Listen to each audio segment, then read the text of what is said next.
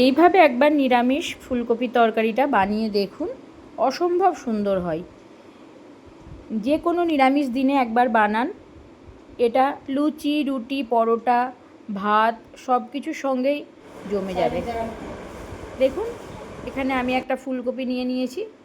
ফুলকপিটাকে ছোটো ছোটো করে কেটে পরিষ্কার করে ধুয়ে নেব।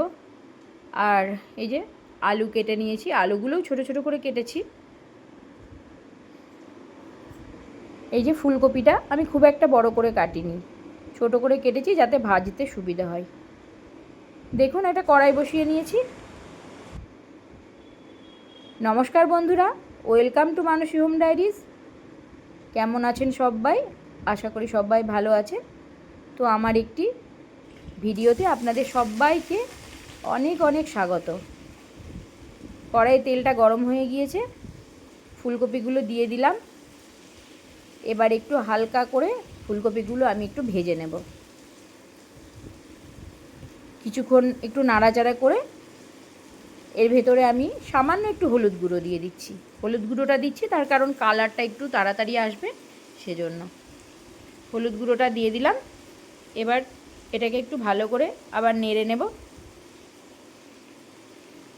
আর এই সময় ওভেনের হিটটা আমি মিডিয়ামে রেখেছি।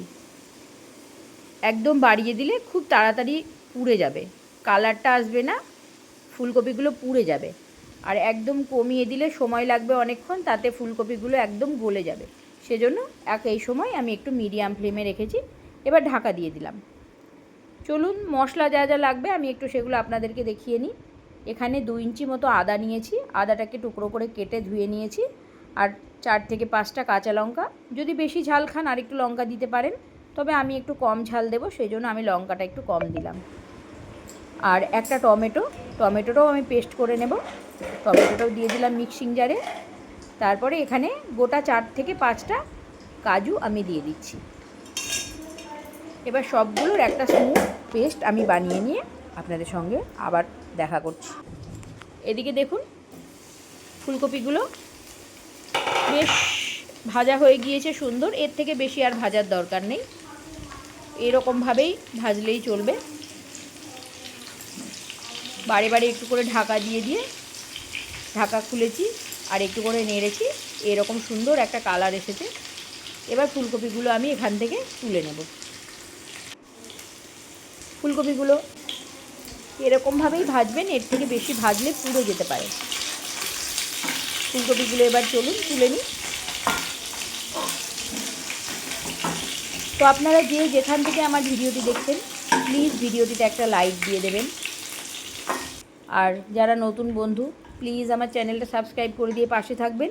আর পুরনো বন্ধুদের অনেক অনেক ধন্যবাদ আমার পাশে থাকার জন্য। এবার ফুলকপিগুলো তোলা হয়ে গেল, আমি কেটে রাখা আলুটা এর ভেতরে দিয়ে দিচ্ছি। এবার আলুটাকেও আমি ওই মোটামুটি একটু হালকা লালচে করে ভেজে নেব। দেখুন, আলুটা দিয়ে দিয়েছি, নাড়াচাড়া করছি। এবার এইভাবেই আবার আলুটাও আমি একটু ঢাকা দিয়ে দেব। এবার বারবার এই ঢাকাটা খুলে একটু করে নেড়ে দেব। আমার আলুটা এইভাবে আমি ভেজে নেব। দেখুন, আলুটা ভাজা হয়ে গিয়েছে। এবার আলুটা আমি তুলে নেব। চলুন, আলুটা এবার আমি তুলে নিই। দেখে নিশ্চয়ই বুঝতে পারছেন আলুটা কত সুন্দর ভাজা হয়েছে, কিন্তু আলুটা এখন আমার কিন্তু সেদ্ধ হয়নি, হয়তো 25% মতো সেদ্ধ হয়েছে। এবার আলুগুলো আমি তুলে নিচ্ছি।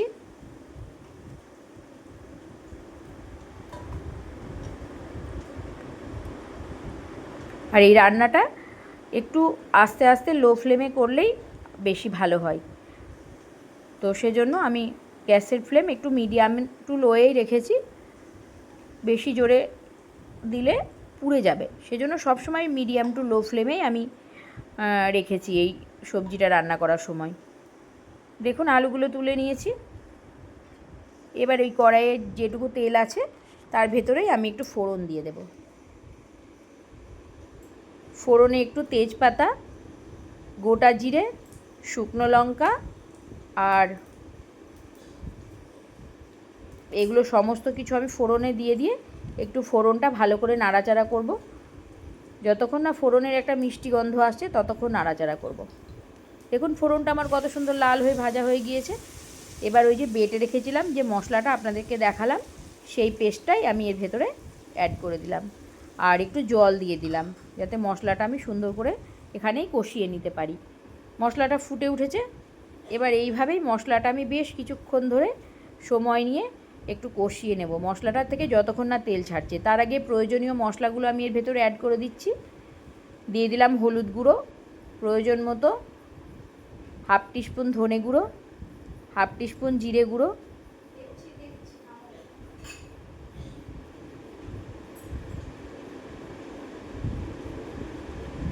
আর পরিমাণ মতো নুন এখানে আমি অ্যাড করে দিচ্ছি।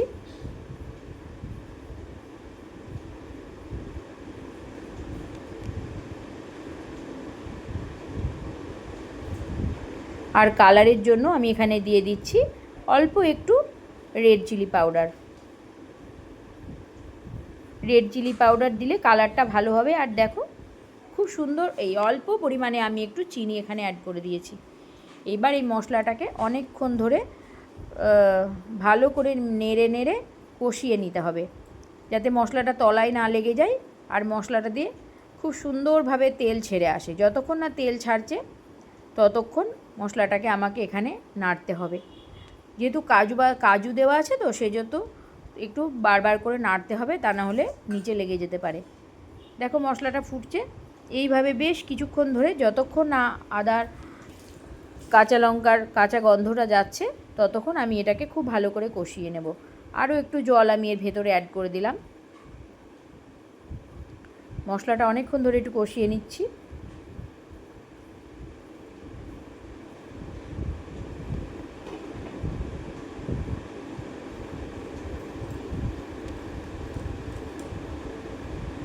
এবার এর ভেতরে 1 চামচ মতো টক দই আমি অ্যাড করে দিলাম। 1 চামচ মতো টক দই আমি খুব সুন্দর করে ফেটিয়ে নিয়েছি। এবার এর ভেতরে দিয়ে দিলাম। সমস্ত কিছু দিয়ে খুব ভালো করে আবার মিশিয়ে নেব। দেখো এবার এই সময় আমি গ্যাসটা অফ করে দিয়েছি, কারণ ফেটে যেতে পারে দইটা, সেজন্য খুব ভালো করে মিশিয়ে নিয়ে তারপরে আমি গ্যাসটাকে অন করে দিচ্ছি। দেখো সমস্ত কিছু মশলার সঙ্গে দইটা আমি খুব ভালো করে মিশিয়ে নিলাম। এবার আমি গ্যাসটা ধরিয়ে দেব আর একটু জলও অ্যাড করে দিচ্ছি। দইয়ের বাটিটা ধুয়ে একটু জল অ্যাড করে দিলাম। এবার সমস্তটা খুব ভালো করে মিশিয়ে নিতে হবে। তারপরে গ্যাসটাকে অন করে দিচ্ছি। গ্যাস অন করে দিয়েছি। দেখো ফুটতে শুরু করেছে। এইভাবে মশলাটা আরও একটুক্ষণ কষিয়ে নেব। দেখে বুঝতে পারছো অনেকটাই মশলাটা কষানো হয়ে গিয়েছে, অনেকটা তেলও ছেড়ে এসেছে। দেখো কালারটা কত ভালো হয়েছে না? মশলাটা আমার কষানো কমপ্লিট। আর ভীষণ টেস্ট হয় এই রান্নাটার, যেহেতু একটু কাজু দেওয়া থাকে তো সেহেতু রান্নাটার নিরামিষ আর লুচি রুটি পরোটা প্রত্যেকের সঙ্গে এটা খেতে ভালো লাগে। এবার আলুগুলো এর ভেতরে আমি দিয়ে দিলাম। আলুগুলো দিয়ে সামান্য একটু নেড়েচেড়ে আলুটা এর সঙ্গে মিশিয়ে দিচ্ছি। জাস্ট কিছুক্ষণ আলুটা এর সঙ্গে একটু রান্না করে নেব।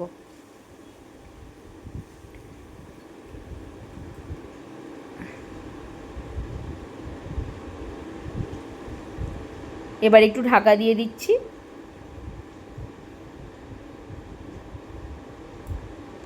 মোটামুটি 2 মিনিট থেকে 3 মিনিট মতো আমি ঢাকা দিয়ে একটু আলুটা রান্না করে নিলাম।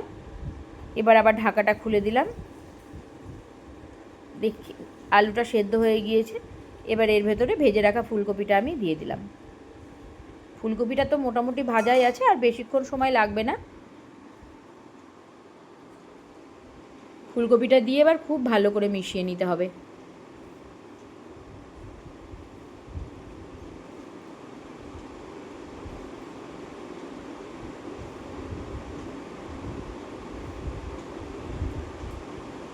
দেখুন কত সুন্দর করে আমি মিশিয়ে নিয়েছি।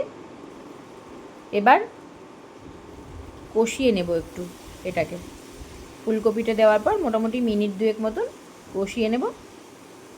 তারপরে এর ভেতরে আমি প্রয়োজন মতো জল দেব, অবশ্যই গরম জল দেব।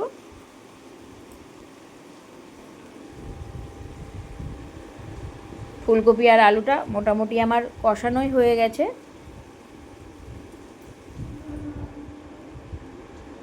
এবার এই যে গরম জল করে রেখেছিলাম, আপনি যেমন গ্রেভি রাখবেন আপনারা ঠিক সেইভাবে জলটা এর ভেতরে দেবেন। এবার এর ভেতরে জল দিয়ে দিলাম, এবার আরেকবার ভালো করে মিশিয়ে নিলাম। এবার ঢাকা দিয়ে দিই, মোটামুটি 3 থেকে 4 মিনিট এইভাবে ঢাকা রাখার পর আমি আবার খুলে নিলাম ঢাকাটা। আমার রান্নাটা প্রায় কমপ্লিট। এবার 1 চামচ মতন ঘি আমি ওপর দিয়ে ছড়িয়ে দিলাম। যেহেতু নিরামিষ তরকারি সেজন্য একটু ঘিটা অবশ্যই দেওয়ার চেষ্টা করবেন। ঘি আর একটু গরম মশলার গুঁড়ো। ঘি দেওয়ার পর আমি এই যে এখানে একটু 1/2 টিস্পুন মতন গরম মশলার গুঁড়ো ছড়িয়ে দিলাম, হোমমেড গরম মশলার গুঁড়ো। এবার আরেকবার ভালো করে মিশিয়ে নিয়ে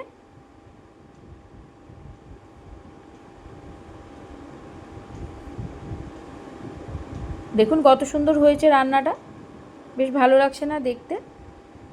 আরেকবার আমি ঢাকা দিয়ে দেব, ব্যাস তারপর ফেরত আসছি, আপনাদেরকে দেখাচ্ছি। এই যে আমি মোটামুটি 1 থেকে 1.5 মিনিট পর ঢাকাটা খুলেছি, দেখুন কত সুন্দর হয়েছে তরকারিটা, আর ভীষণ ভালো হয়েছিল খেতে। আপনারা অবশ্যই একবার বানিয়ে খেয়ে দেখবেন, যদি ভালো লাগে আমাকে কমেন্ট করে জানাবেন কেমন লাগলো। আর আমার সকল বন্ধুদের বলছি, প্লিজ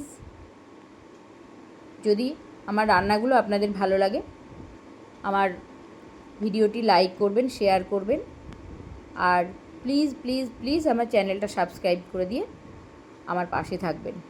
তো আজকের মতো এই পর্যন্তই, নমস্কার।